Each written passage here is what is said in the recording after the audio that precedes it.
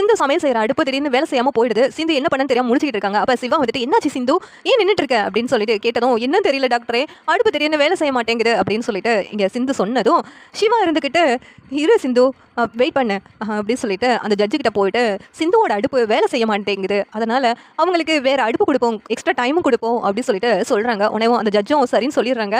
உடனேவும் இங்கே சிந்து ஒரு அடுப்பை வாங்கிட்டு அந்த டைமுக்குள்ளே வேகமாக எல்லாத்தையும் சமைச்சு முடிச்சிடுறாங்க. சமைச்சு முடிச்சதும் இங்கே எல்லா ஃபுட்டையும் அந்த ஜட்ஜு வந்து டேஸ்ட் பண்ணுறாங்க. அப்போ சிந்துவோட ஃபுட்டை டேஸ்ட் பண்ணி பார்த்துட்டு ரொம்ப நல்லா இருக்குது, இவங்களுடைய ஃபுட்டு தான் இங்கே உள்ள பேஷண்ட்டுக்கு ரொம்ப சூட்டபுளாக இருக்கும், அவ்வளவு டேஸ்ட்டாகவும் இருக்குது, அதுவும் இல்லாமல் ஹெல்த்தியாகவும் இருக்குது அப்படின்னு சொல்லிட்டு இங்கே ஜட்ஜு சொல்கிறாங்க. அதை கேட்டுட்டு சிந்துவுக்கு சந்தோஷம் தாங்க முடியலை. உடனே சிவாவும் சந்தோஷப்படுறாங்க.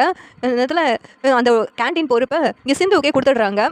இதை பார்த்துட்டு மகா கடுப்பாயிட்டு நின்றுட்டு இருக்காங்க. இன்னொரு பக்கம் சிவா இருந்துட்டு, எப்படி உன்னுடைய ஸ்டவ் ரிப்பேர் ஆகும், அது மட்டும் இல்லை நீ வச்சிருந்த இன்க்ரீடியன்ஸ் எல்லாம் எப்படி திடீர்னு காணாமல் போகும், ஏதோ நடந்திருக்கு அப்படின்னு அந்த ஹாஸ்பிட்டலில் உள்ள சிசிடிவி கேமராவை செக் பண்ணுறாங்க. அப்படி செக் பண்ணி பார்க்கும்போது இதெல்லாம் அந்த இசக்கியோட வேலைன்னு சிவாவுக்கு தெரிய வருது. உடனே சிவா, இந்த இசக்கி தான் இப்படியெல்லாம் பண்ணியிருக்கானா அப்படின்ட்டு சிவா இசக்கி கிட்ட போயிட்டு, இசக்கி என்ன காரியம் பண்ணி வச்சிருக்க, நீ எதுக்கு சிந்து இந்த போட்டியில் கலந்துக்கிட்டு ஜெயிக்கக்கூடாதுன்னு சொல்லிட்டு இந்த மாதிரி வேலையெல்லாம் பண்ணிக்கிட்டு இருக்க, எங்கள் அம்மா தான் இப்படி ஒன்று செய்ய சொன்னாங்களா சொல்லு அப்படின்ட்டு சிவா வந்து இசக்கியை போய் அடிக்கிறாங்க. உன்னை இசக்கி இருந்துட்டு, நான் என்ன பண்ணேன், நான் ஒரு தப்பும் பண்ணலன்னு சொல்லிட்டு சாதிக்கிறாங்க. நீ பண்ண தப்புக்கான ஆதாரம் என்கிட்ட இருக்குது அப்படின்னு சொல்லிட்டு வீடியோவை காமிக்கிறாங்க. உன்னை இசக்கி ஷாக் ஆகி நின்றுட்டு இருக்காங்க.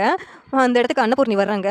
எதுக்காக இப்படியெல்லாம் பண்ணுறீங்க, அதான் அவன் நேர்மையாக ஜெயிச்சுட்டு போட்டுமே, எதுக்காக மகா இப்படியெல்லாம் பண்ணிக்கிட்டு இருக்க அப்படின்ட்டு அன்னபூர்ணி திட்டுறாங்க. அக்கா அவள் எதுக்கு இந்த கேன்டீன் பொறுப்பை எடுத்து நடத்தணும், அதுக்காக தான் இப்படியெல்லாம் பண்ண அப்படின்னு சொல்லிட்டு இந்த மகா சொன்னதும் சிவா இருந்துக்கிட்டு, அம்மா இப்படியெல்லாம் இனிமேல் பண்ணுற வேலைலாம் வேண்டாமா, சிந்து உங்களை என்ன பண்ணா, அவளுக்கு ஏன் மறுபடியும் இடைஞ்சல் கொடுத்துக்கிட்டே இருக்கீங்க, இது ஹாஸ்பிட்டல் விஷயத்த நான் பார்த்துக்கிடுவேன் அப்படின்னு சொல்லிட்டு சிவா சொல்லிக்கிட்டு இருக்காங்க.